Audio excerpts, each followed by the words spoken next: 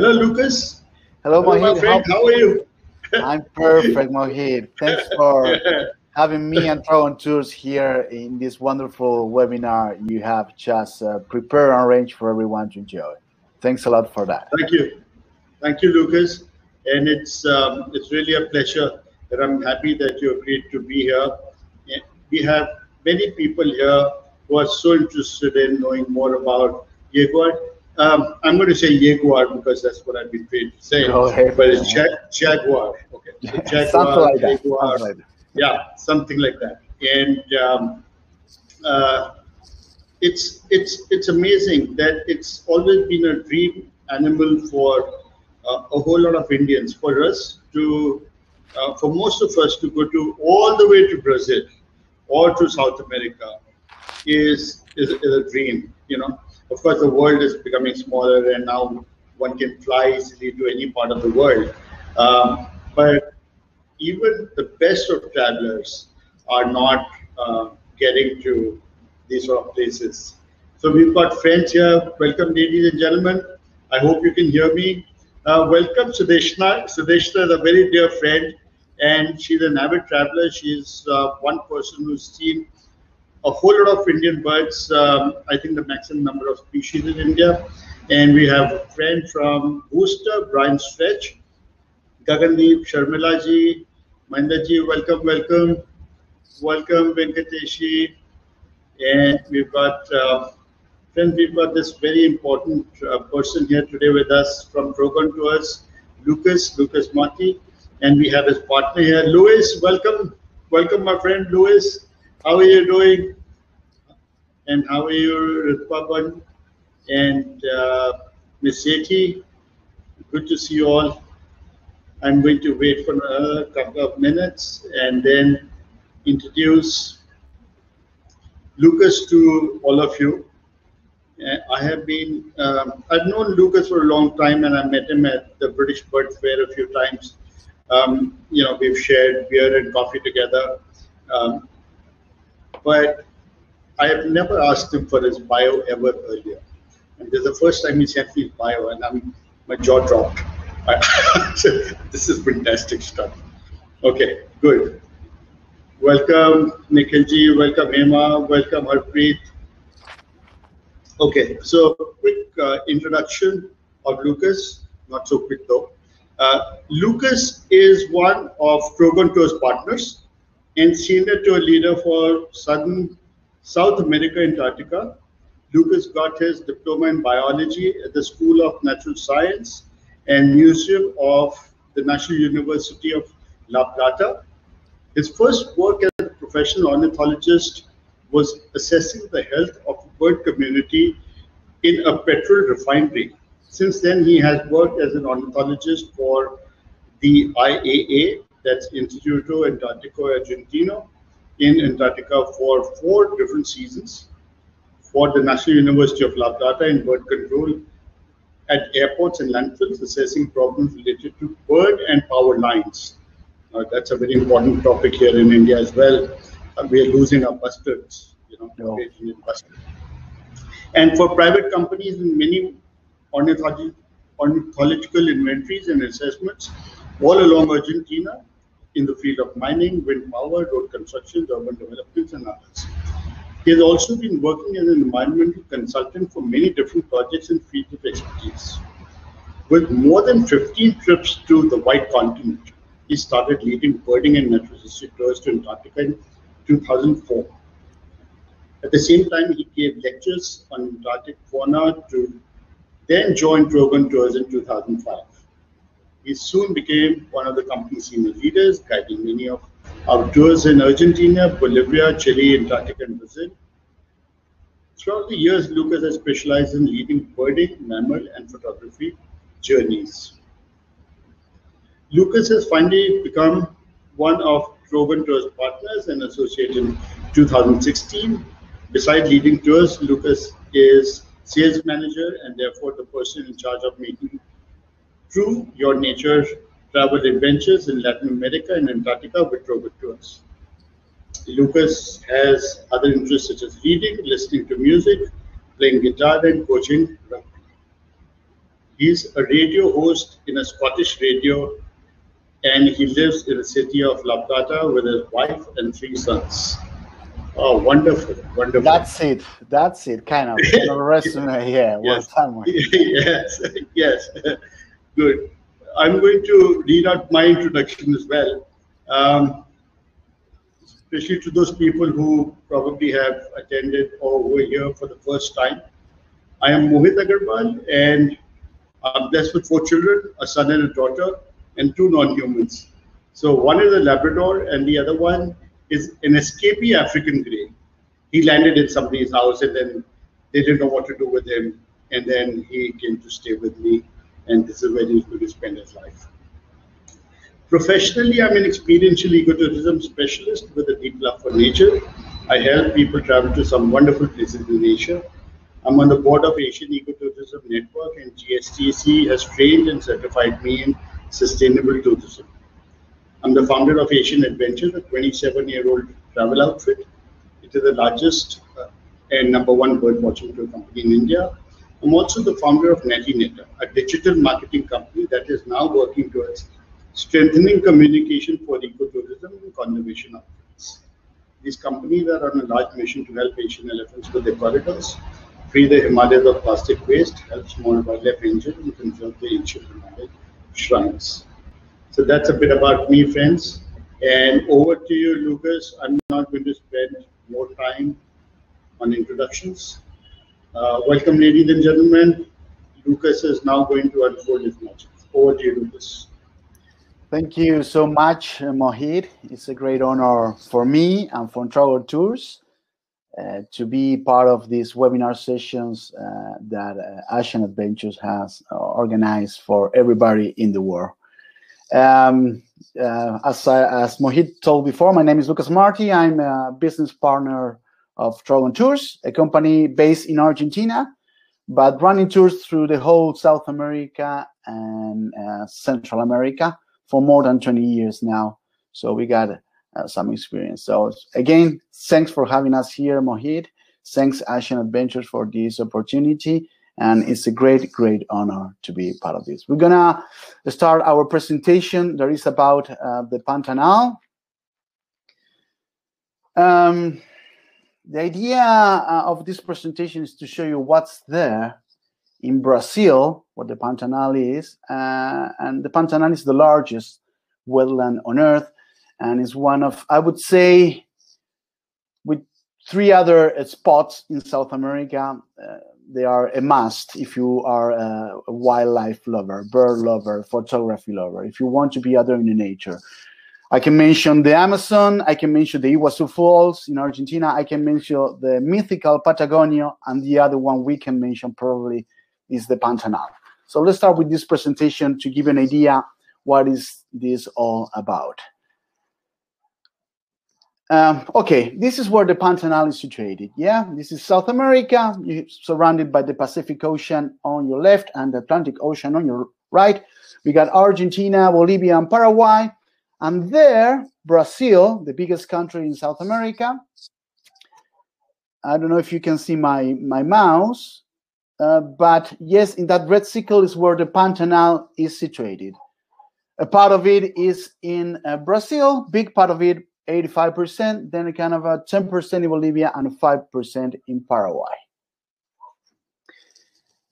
And that kind of a red-green light spot you have in the heart of South America, in the geodesic center, or close to the geodesic center of South America, is the Pantanal. It's around 138,000 square kilometers, and I mean around because, you know, being a wetland, it has a dry and a wet season, and it's a kind of an accordion because it shrinks during the dry season and expands during the wet season. There are some estimates that say that this area is around 142,000 square kilometers, which is something like 4,000 square kilometers more than the numbers that you can see here. But whatever the number of square kilometers it has, is huge. It is the biggest wetland on Earth, and it's just amazing. So the first thing when you're thinking about touring there and spending some time and live your experience in nature during the Pantanal, the first thing you have to think about is how to get there. Well, for the people living in India, it's quite far away, but you can make it. Don't worry. For people living in Europe, it's kind of easier. You just fly to Sao Paulo. Sao Paulo is one of the biggest city on earth, and it's the biggest city in South America for sure. The city itself have like 12 million people, but what we call the greater Sao Paulo, it has like 22 million people. So it's a huge city with 2 airports. You fly from whatever in the world you are, straight to Sao Paulo, and from Sao Paulo, depending on where you want to go, you can fly to Cuiabá in the northern part, yes, in the northern Pantanal, or to Campo Grande in the southern Pantanal. Those 2 cities, Cuiabá and Campo Grande, are the capital cities of the state of Mato Grosso, Cuiabá, and Mato Grosso do Sul, Campo Grande. So it is easy to get there from Sao Paulo to Campo Grande or Cuiabá. You have like an hour or 2 hours of flight, so it's very, very easy and it's very accessible. You know, Sao Paulo is a huge city and it has a huge airport and many, many, many connections, international connections. So it's very easy to get there. This kind of give you an idea of the logistics. You have to get there because it's very important, and it's a wetland. It's a flat, really, really flat area. That maybe the measurement says that along each kilometer you have 1 centimeter of difference in altitude in land. I'm talking about. So it's really, really flat, and it's a wonderful wetland that, as I told you before, has a dry season and a wet season. We tend to visit it in the dry season. That is when you can drive through it. Of course, you can drive through it. When it's really wet, sometimes all the roads are kind of full of water and you just can't drive through them.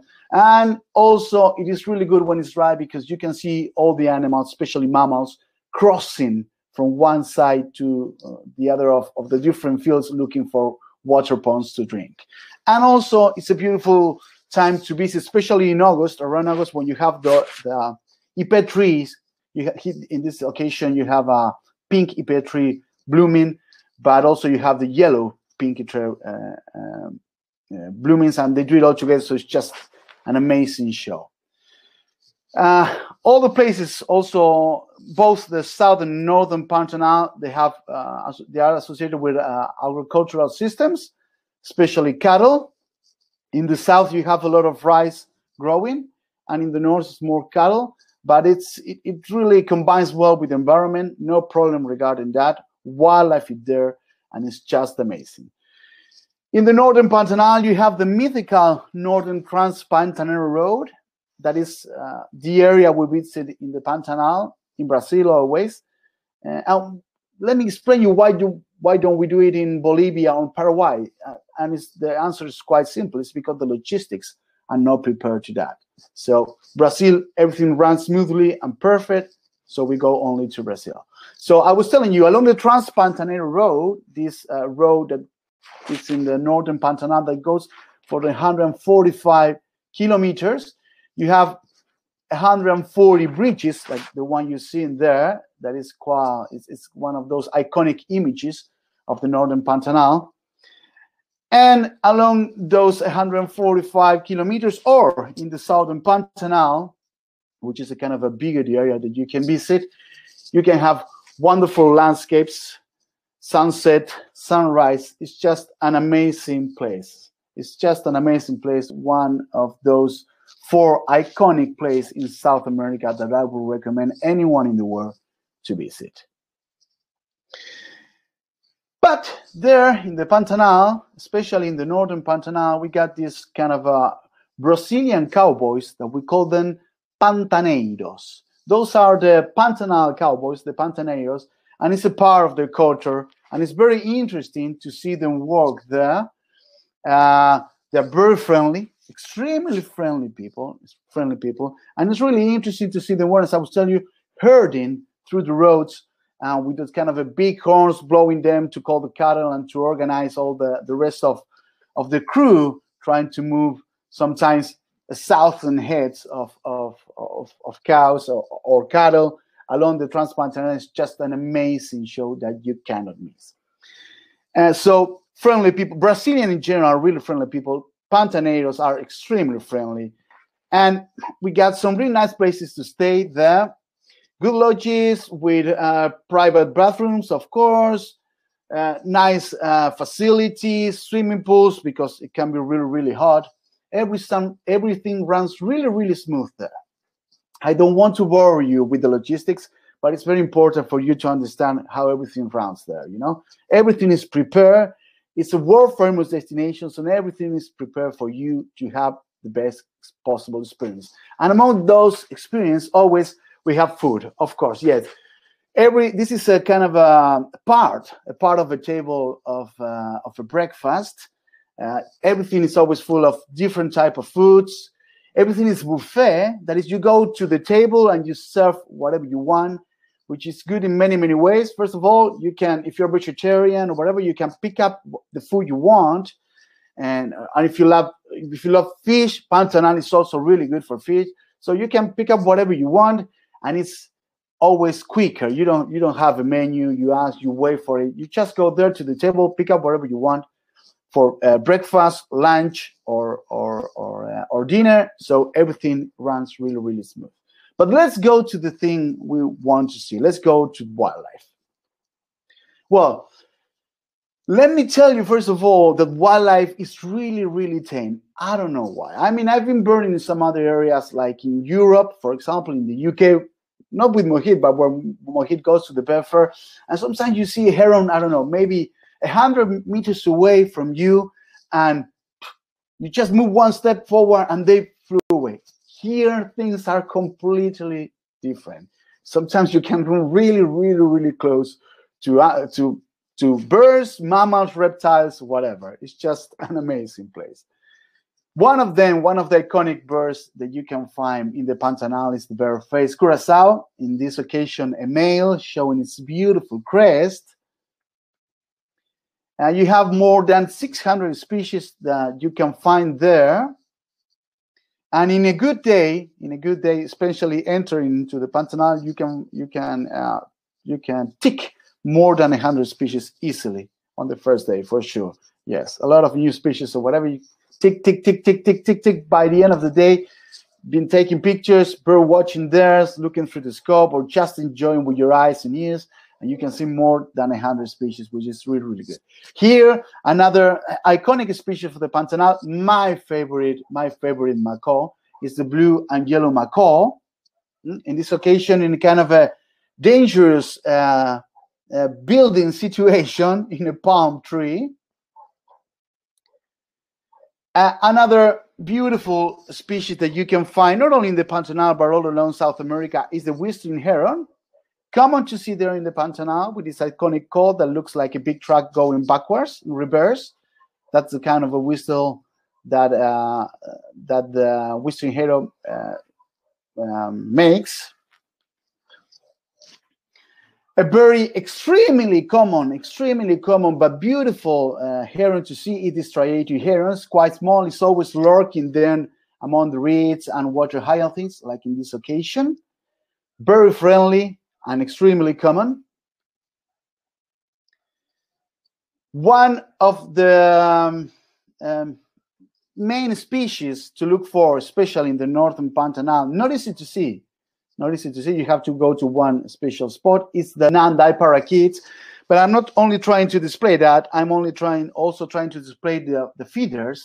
In some of the lodges, you have feeders where you can easily photograph a lot of birds, like in this occasion, Nanday Parakeets, but also toucans, other macaws, other birds, whatever. Sometimes you have feeders with 10, 12, 20 species just walking around, feeding. So it's a great experience, especially for photographers. You can really get really, really close. And in some lodges, you can have maybe 4 or 5 toucans around you, maybe 1-2 meters away from you, and sometimes jumping on the table, trying to get a piece of mango or whatever. Another of the iconic species and one of the most wanted for bird lovers, especially, is the helmeted manakin. Manakins are a family that can only be found in South America, and this is one of the species. Probably you've seen them in documentaries dancing and doing this kind of displays in legs where they dance all together and finally the male get to copulate with a female. Well, this is one of them, the helmeted manakin, an amazing species with that little tiny red crest. Very striking when you see it in the jungle or in the forest.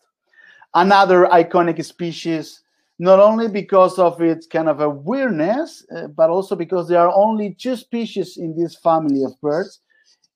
One is the black-legged Seriema that we can find here in Argentina, and the other one is the red-legged Seriema. That is a kind of ecological equivalent to the secretary bird in Africa. Long legs, specialized in hunting snakes and frogs, and a really, really good runner. They can run up to 60 kilometers an hour, which is quite a lot. Lineated woodpecker, in this occasion, one of the big black body and red crested woodpeckers that we can find in the Pantanal. We can find around 80 species of woodpeckers, my favorite family. In this occasion, a funny picture is just on one of those locks at the entrance gates where you can find them nesting. All the pictures that you've been seeing and you're going to see has been taken by all of our guides and some clients, with big, huge, super professional cameras and some small compact cameras. So that will give you, and that's made on purpose. That's kind of it represents that everybody can go there and enjoy taking pictures, you know. I don't have a big camera, and for example, this is one of my pictures, and you will see many of them. But, you know, wildlife is so tame that everyone can enjoy all of it. We have the 4 species of vultures. One of them, the most beautiful for me and hard to see in the Pantanal, is the king vulture that can be usually seen in one particular beach in the Cuyabá River, that is the northern Pantanal. But as you can see, he has these beautiful colors on his face, and when it's open its wing, it's all black and white, and it's really, really beautiful. To continue, one of those species that you can find on the feeders, maybe by the hundreds, you can find maybe 100, 200 of them together feeding on the ground. They are the yellow-billed cardinals, quite common, and they move in big flocks. Quite also interesting, that striking red head, together with one of my favorite birds, which is called the red-crested cardinal, that can also be found there in the Pantanal. Another iconic species everybody wants to see, an Aracari. In this occasion, just the only species that you can find there is the chestnut-ear, but it's very, very easy to see it and very easy to find them on the feeders. So if you want to see an Aracari or a toucan, all belonging to that particular family, you have to go to the Pantanal because they're very, very, very easy to see and to photograph, of course.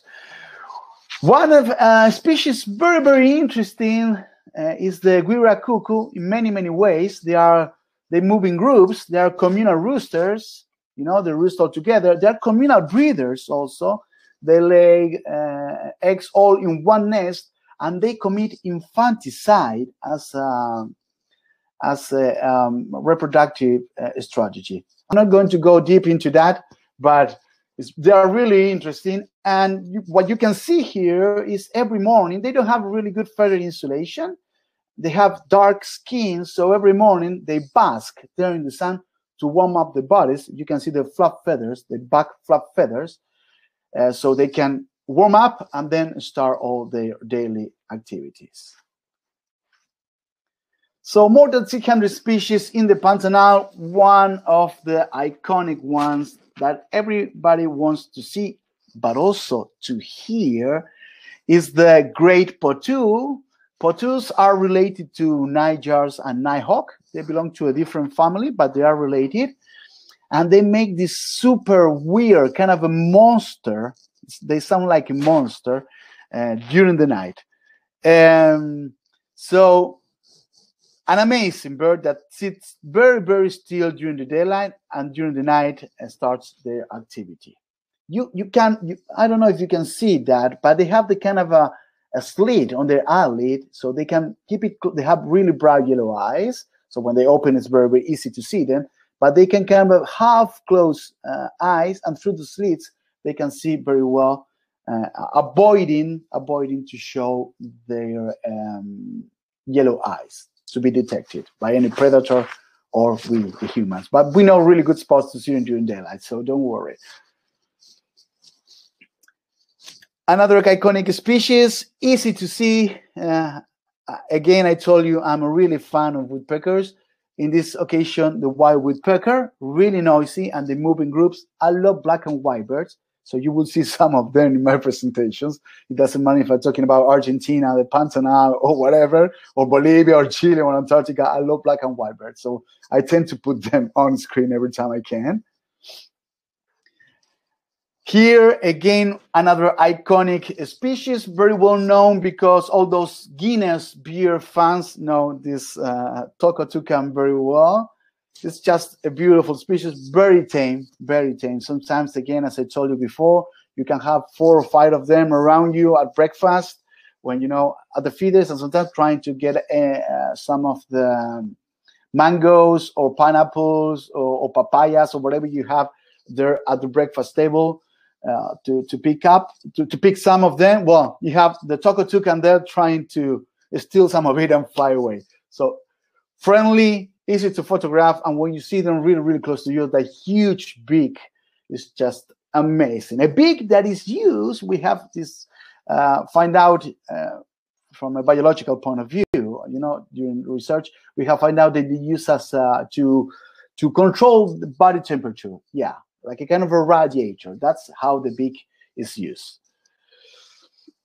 We have 5 species of kingfisher in South America. All of them can be seen on the Pantanal. 3 of them very easy.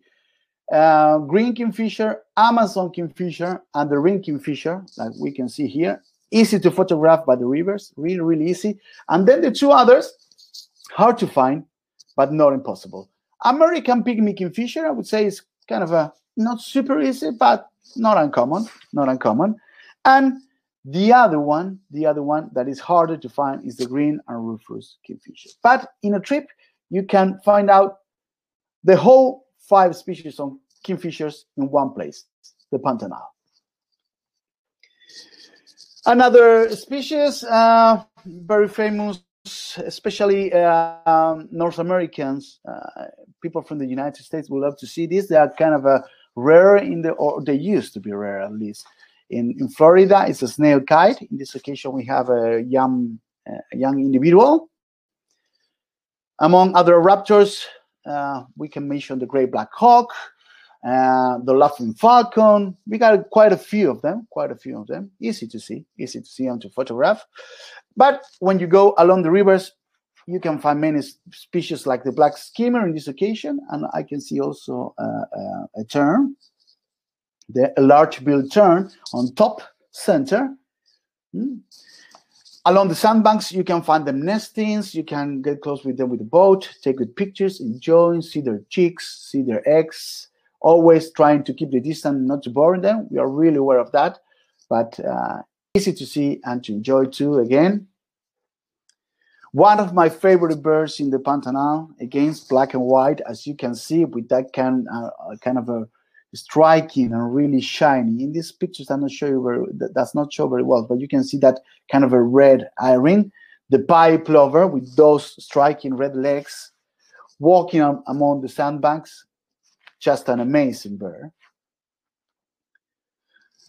As we are talking about being on the rivers and small streams, boats are really, really nice, comfortable with enough space for everyone to have like a backpack in front of their legs and equipment, and safe, of course. We don't do this in those kind of small rafts or kind of kayaks made of wood. No, they are really, really well-crafted boats, and some of them, especially in the southern part of the northern Pantanal and the Cuiabá River speedboats.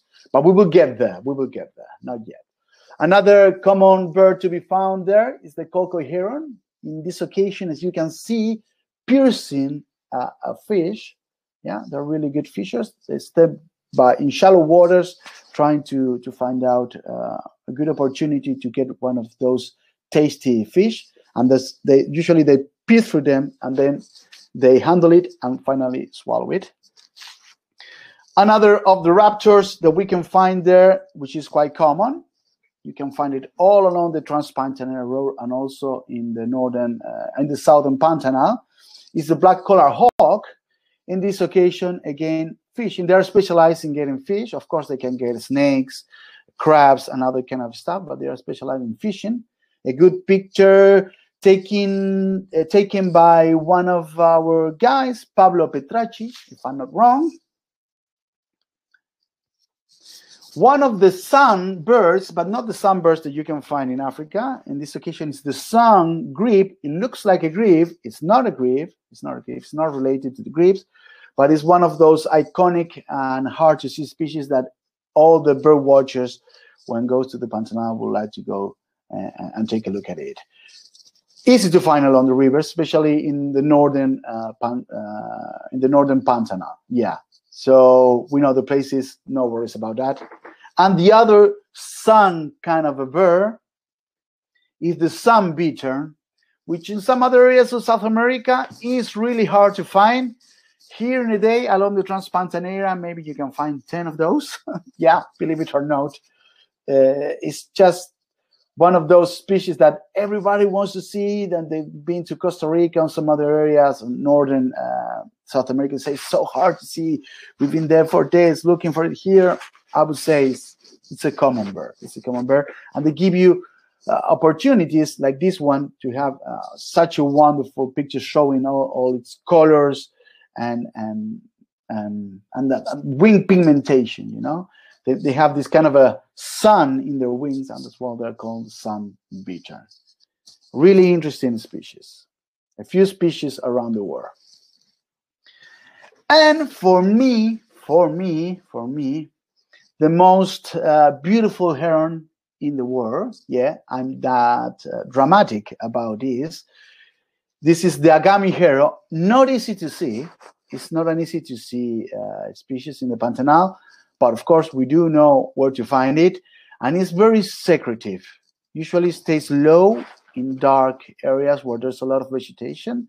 But eventually, they come out, and you can find the opportunity to get really good pictures, like this one that I believe, if I'm not wrong, I took this picture. Yeah, it was like 4 years ago or something like that. A beautiful, secretive heron with that kind of a neon color. Those feathers, what you see is real. Those colors, especially on the crown and on the chest, it looks like neon, you know, neon blue or neon white. It's just an amazing heron, moving really, really, really slow and with that extremely long beak. As you can see, there are many opportunities to see many different species of birds. I'm trying to depict, to show you the most rare or the most beautiful or the most common ones, so you can have an idea what can be found there. And also, I don't know if you can see that very well. In this occasion, we are taking a look at the nest. That peeping Tom, that guy just showing a bit of its eye, sneaking through its hole. It's the biggest macaw on earth. It's the Hyacinth Macaw. It's just mind-blowing, guys. Let me tell you the truth. It's just mind-blowing to see these guys really close. When I mean close, I mean just 1 meter away from you in big numbers. And when they fly and the sun hits its back, it's just kind of a fire sun, you know. That blue becomes an electric blue, and it's just mind-blowing. But how common they are and how easy it is to see them? Well, it depends on where you go, of course, on the different lodges. But you can go to lodges, and we do. We always include those lodges in our itineraries. This common, You know, in this occasion, we have a new collective noun for macaws. It's a herd of macaws here in a kind of a corral in one of the facilities close to the lodges that we use. They are that common, you know. There are maybe 20 of them all together. You just walk past them by, and they're always there. Sometimes on the palm trees, sometimes on the feeders, sometimes just flying around. And it's just an amazing species that everybody wants to see, and its reputation is well deserved. It's well deserved for sure. But birds are not the only thing we can find in the Pantanal. There are many, many other things that we can find, like, you know, caimans. Yeah, Jacare caiman is the alligator, is the reptile in the Pantanal. We have thousands of them. Sometimes you find them in big, big numbers. You know, when I say big numbers, I mean big numbers. Maybe you can find 300, 400 of them all lying next to each other. I remember once being there in the field in the Trans-Pantanal Road, that is the northern Pantanal, with a group of people, with a company working. It was a British company. And I was telling me, well, tell me, is this kind of a ranch? One of the clients, the two participants, was telling me, and I said, no, this is, you know, just open field. And she kind of get pissed off because there were so many together that she was convinced that it should be, you know, a farm where the caimans were farmed. But no. Finally, all of us, all the people in tour, work hard to make her understand that this is, you know, it's just, you know, pure nature. There's no human hand here. It's just pure nature. But sometimes it can be really astonishing to see all those reptiles, all those caimans together. One of the other common reptiles to see there is the green iguana. It's kind of a small iguana that can be found all along South America and some parts of Central America too. And I think it's also introduced in the US, if I'm not wrong.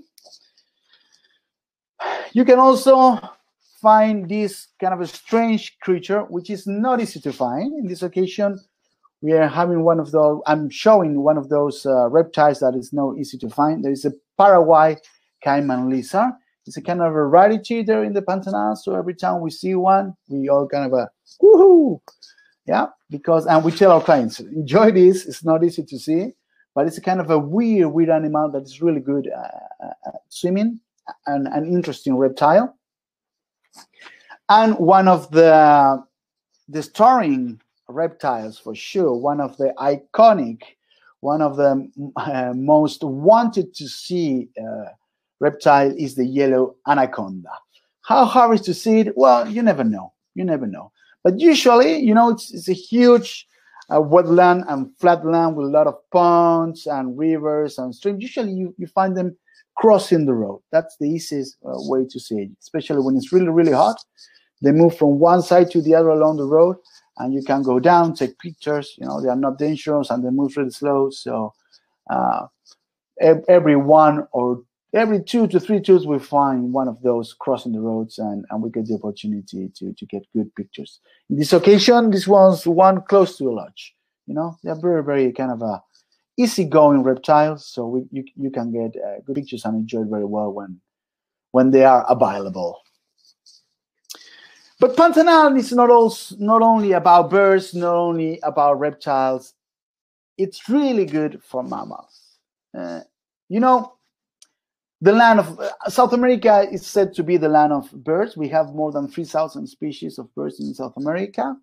And Africa, of course, is the land of mammals. But if you ask me about a place, the best place in South America to see mammals in an easy way, I will call two hotspots. One of them is Patagonia in Argentina and Chile, and the other one, for sure, regarding the quality of the mammals and the quantity of mammals that can be spotted there, is the Pantanal. For sure, no doubt about it. In a good tour, you can see maybe, without counting bats and that kind of small, really, really small stuff, you can see maybe 20, 23 mammal species, which for South America, it's a lot. It's a lot. One of them is this white-lipped peccary, this kind of a pig, let's call it that way, yeah, that can be found along the Trans-Pantanal Road and in the southern Pantanal in big numbers, sometimes 100 of them moving around. And it's interesting because you can hear them first before seeing them, especially when they are hiding in the forest, because they make this clacking noise with their teeth, really loud. They kind of shake their mandibles really hard to make this noise, to make contact, and it's really interesting to hear that. Another species that everybody loves to see is an armadillo. In this case, a 9-banded armadillo. It's kind of a nocturnal, but can also be seen during daylight. There is another species that can be easily found there, especially close to the lodge, which is the yellow armadillo. Yeah, usually you find them having those their dens in the lodge, inside, just because they like to have food from the restaurants. They sneak through the garbage dams and that kind of stuff. But also, it's really good Pantanal for monkeys. We can find, let me think about it, one of them, like the black-tailed marmoset, which is a beautiful small monkey. But you can also find the Guyana brown-tufted capuchin, the nine monkey, yeah, Azara's monkey, and also you can find the black and gold howler monkey. Why not? Yeah, 4 species of primates there. 3 of them, I would say, extremely easy to see. The nine monkey, that's another story. But the black-tailed marmoset and the Guyana brown-tufted capuchin and the black and gold or just black howler monkeys are easy to see. And it's a great experience to wake up 5 a.m. in the morning or whatever you, yeah, especially early in the morning when you go out on kind of a previous walk around the lodges before breakfast to hear the roaring howler monkeys. Just amazing. It's just a huge deep sound that kind of takes over the place. Another of the most wanted to see mammals, the lowland tapir. Easy to see in the Pantanal, I would say. Easy to see.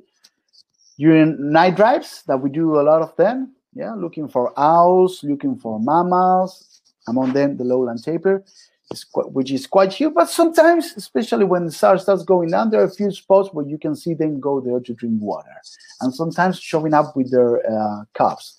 So it's just an amazing experience. Easygoing mammals. They can be maybe 5-10 meters away from you, walking along the roads. So it's a really good place to see them. Another of the iconic mammals of the Pantanal is the giant otter, which are really tame, extremely tame. Sometimes I would see. You just go. Of course, you see them by the river. It's when you are on boats. You can find them sometimes crossing the road, or maybe in one of those ponds that you have to cross with bridges, with those famous bridges that I depicted before in the picture.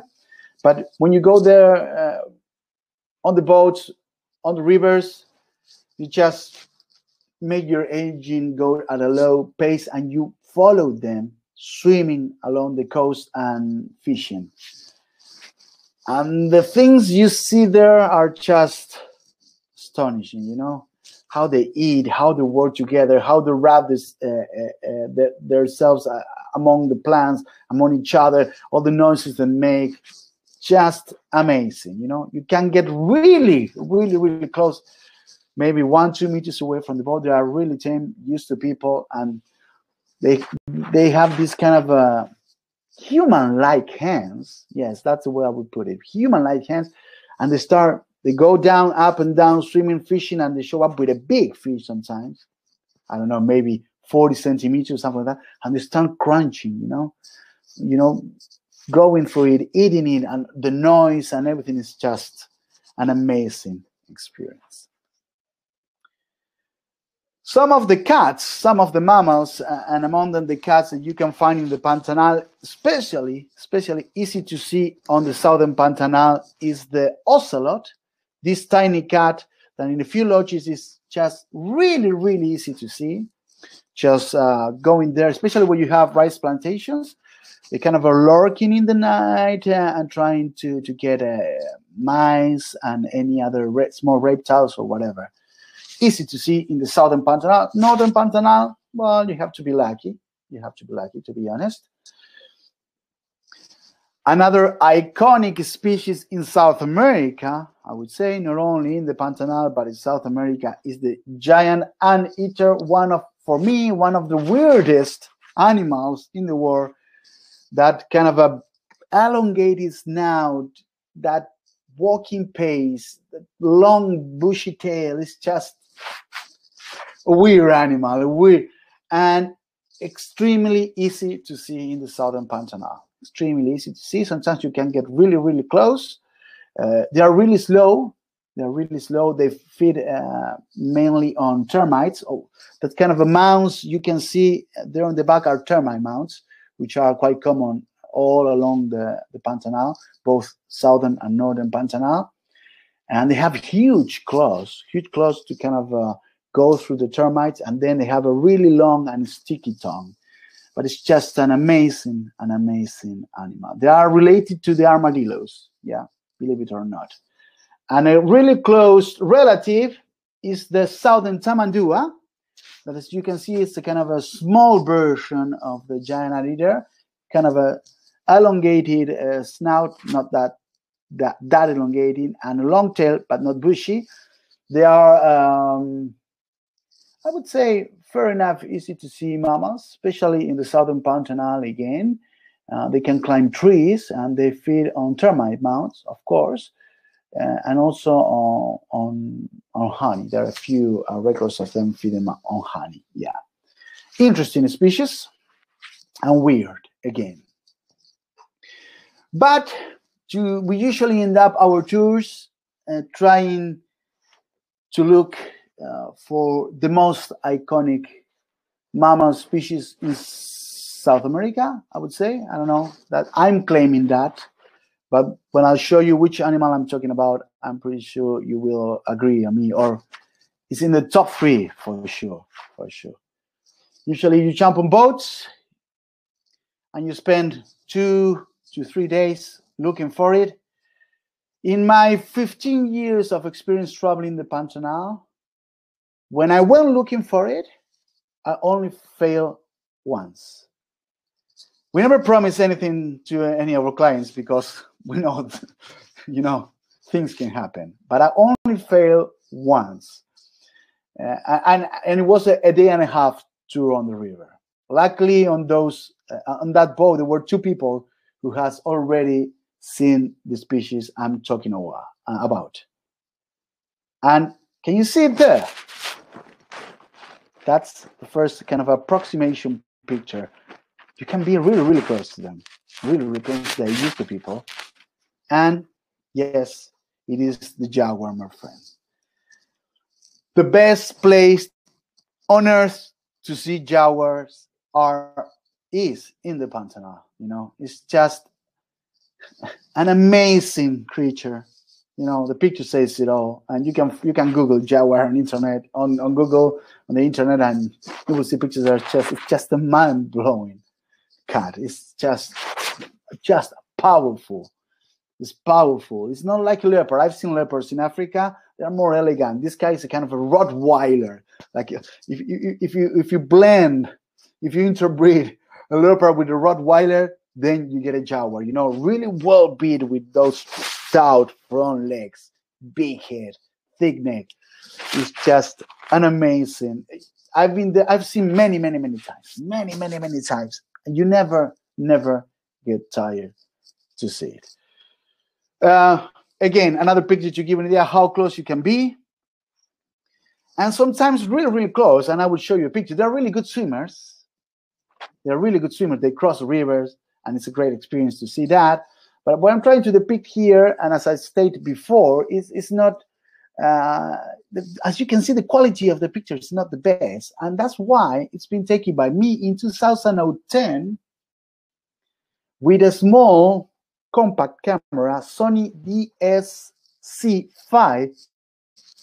They don't make those anymore. With a 5x zoom. That's how close you can be. I remember that time, the guys. I will go back. It was this same opportunity.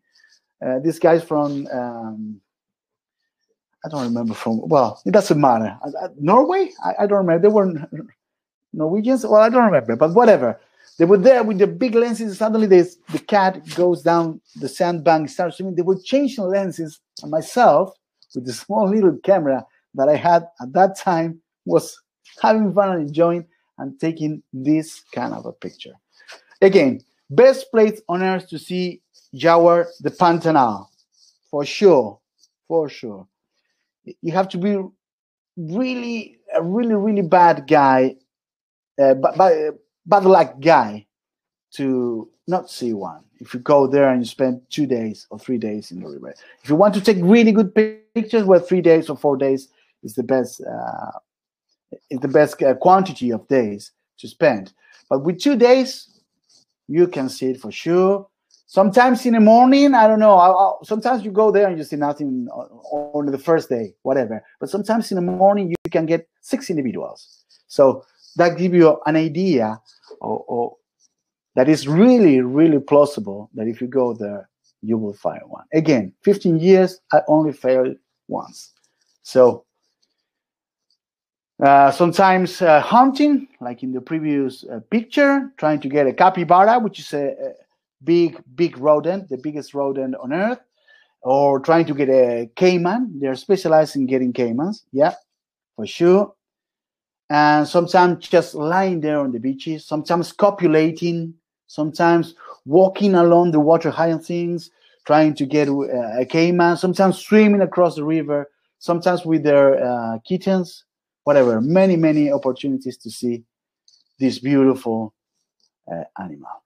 So that was the idea, guys, to show you, to give you a glimpse, because this is just a glimpse of what can be there, what can be done there in the Pantanal in a 10 to 15-day tour.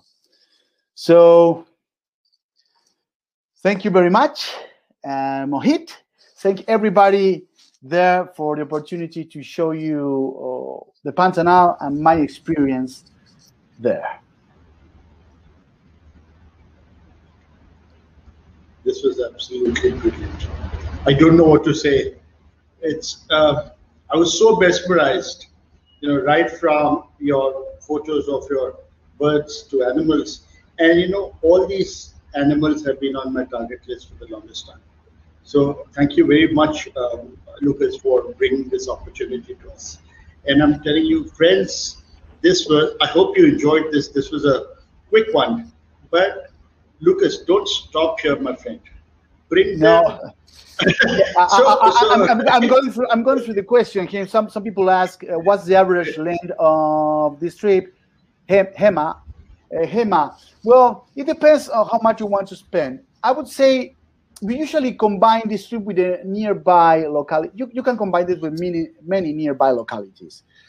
But there's one in the northern Pantanal that is called Chapada dos Guimarães. That is completely different habitat, Cerrado habitat, really good for birds.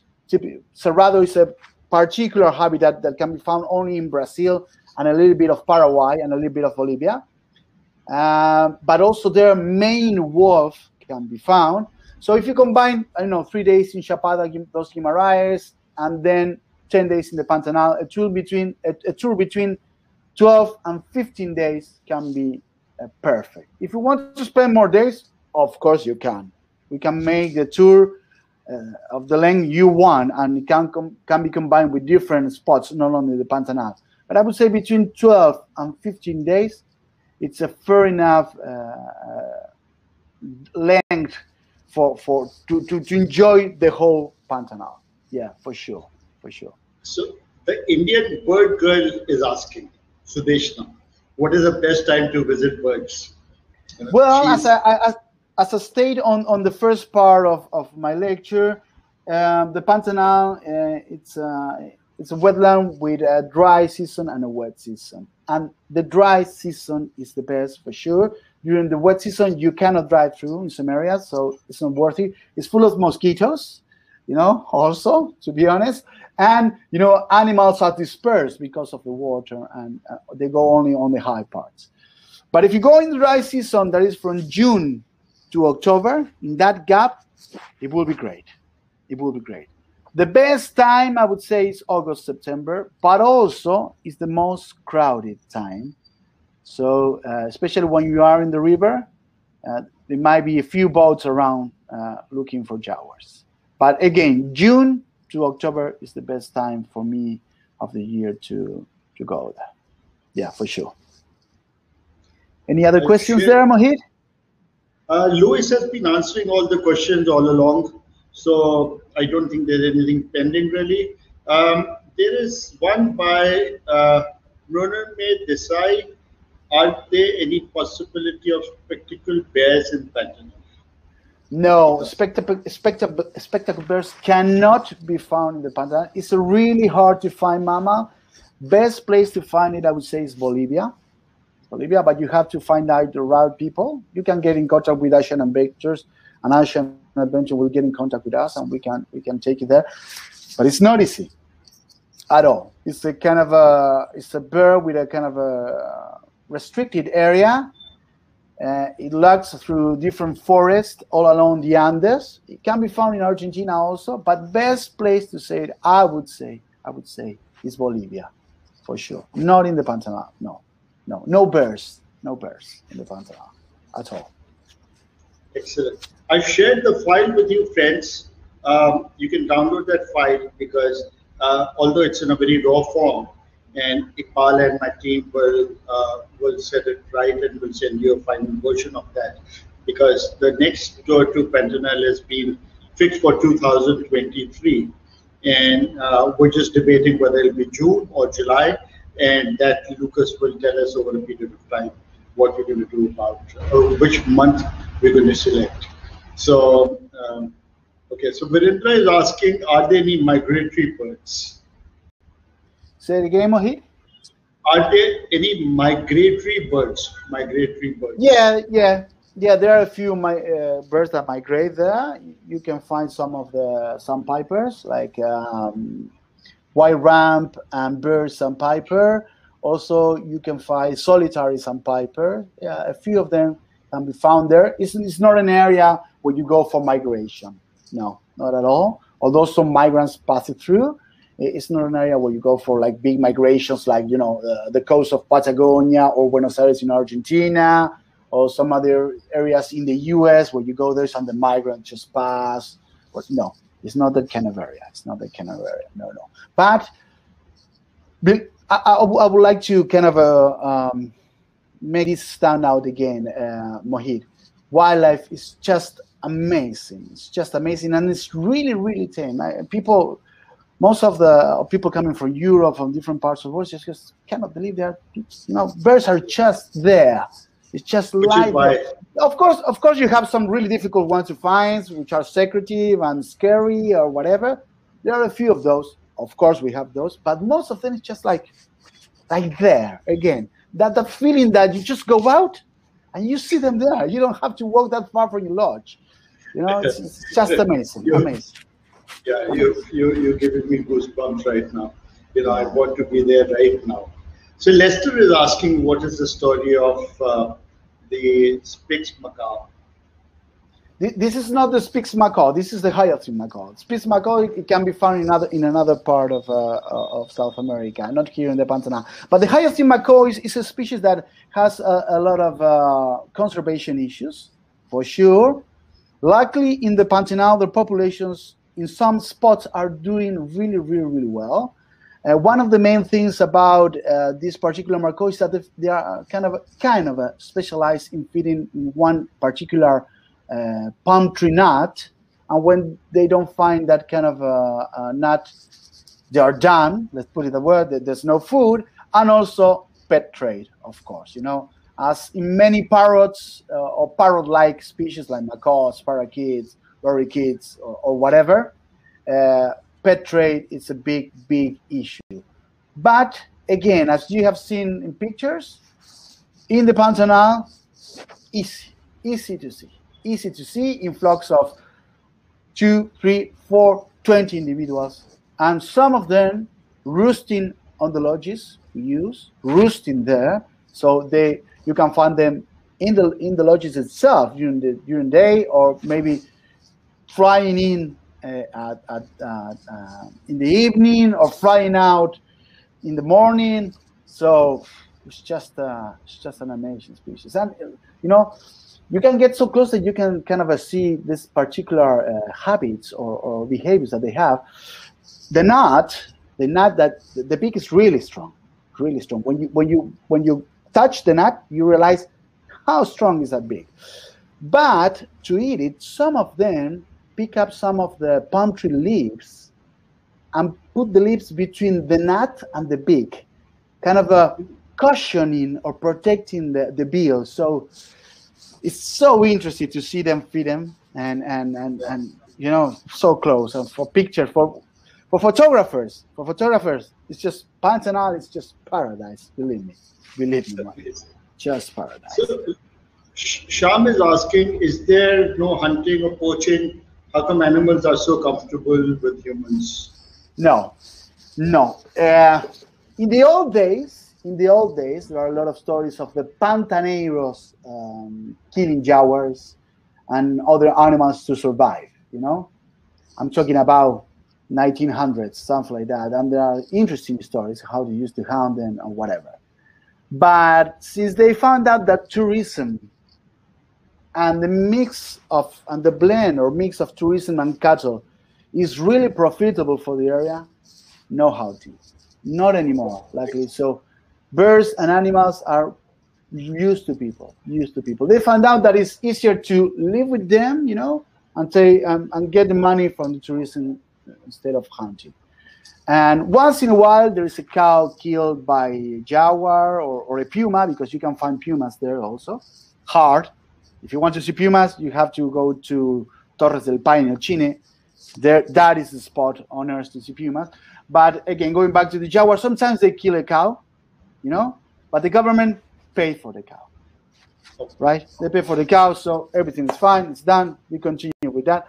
And farmers and ranchers and people who have cattle, they also have lodges. So they understand very well that it's a part of the game. It's a part of the situation. But again, no issues with hunting. No, not at all. So Leslie is saying, is it easy to see the bush dog? Oh, no. Sorry. I've never seen one. Never. It's not easy at all. It's really, really, really hard to see. Short-eared dog and bush dog, never seen one of those. They're really extremely hard. If you're lucky, well, you might find them right there. But no, sorry, no, it's not the case. I would love to be the case that is the case, but no, not here, for sure. So thank you so much, Lucas. This was absolutely amazing. One of the best webinars, on wildlife so far, and I'm glad we started with our quarter 3 with one of the best webinars. So hey, let me tell you, I'm not going to let you off so easily. There are going to be more webinars coming from you on different parts of and of course. I'm ready. And Antarctica as well. Of course. Yeah. So, I've been traveling and working in Antarctica as a biologist, and I've been living in. If I put all days I've been in Antarctica, I've been living in Antarctica like for a year and a half. So I know it, and it's just an amazing place. So Mohit, let me thank you for putting this webinar, and it's just. One more thing I want to tell you, Lucas, that we have some real stalwarts here attending your lecture right now, like Lester Pereira or Brian Stretch, or people who are masters in their fields, Sudesh Nanday and all these people. They are highly accomplished people, and they've been doing webinars with me to showcase and to promote the cause of conservation. So it'll be very interesting to put you all together on the same platform to exchange notes, to exchange things. Very soon, I'm planning to get people together and do a Zoom call so that we can think about how we can all come together in times like this and pick up one or two causes and support it in different ways. So I'm just trying to engineer that, and then we will come to you on that. Perfect for us. Perfect. Mohit, thanks again. We've been teaming up before, but if we put more effort on it, I think we will all work it out together, because it's the way. Really hard times. So thanks again for having me and Throw on Tours here. Thanks you and all the team of Asian Adventures that have been really, really helpful to help me put this together. And guys, thanks for being there. I hope you really enjoyed the webinar. If you want to know more about it, you can contact with Asian Adventures, and Asian Adventures will contact us so we can pass you information about different kind of trips, if you want to combine Pantanal with something else in Brazil, in Argentina, in any other part of South America, we'll be ready to help you. So, Mohit, in the name of Throw on Tours and myself, thanks again so much for this opportunity. It was a great pleasure. Thank you. Thank you. And thank you, ladies and gentlemen. Have a great day. Bye-bye. Shabbat khair. Good night. Bye-bye. Good night to everyone.